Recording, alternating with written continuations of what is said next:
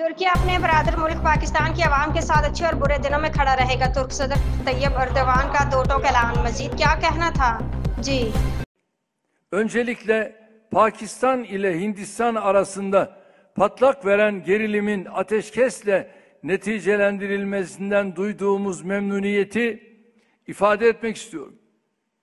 Gerek Cammu Keşmir'deki menfur terör eyleminde, gerekse Pakistan'a yönelik füze saldırılarında çok net bir tutum sergiledik. Kardeş Pakistan halkına desteğimizi açıkça beyan ederken çok tehlikeli boyutlara tırmanan tansiyonun düşürülmesi için de yoğun çaba harcadık. Pakistan Başbakanı kardeşim Şahbaz Şerif'le yaptığımız telefon görüşmesi oldukça önemliydi.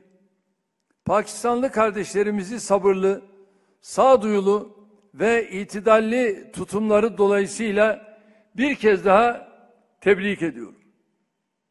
Bundan sonraki aşamada da provokasyonlara gelinmemesi konusundaki dostane uyarımızı burada tekrarlıyorum.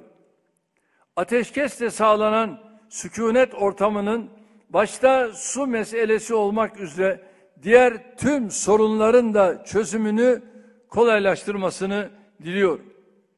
Türkiye olarak inşallah bundan sonra da iyi ve kötü günlerinde kardeş Pakistan halkının yanında olmayı sürdüreceğiz.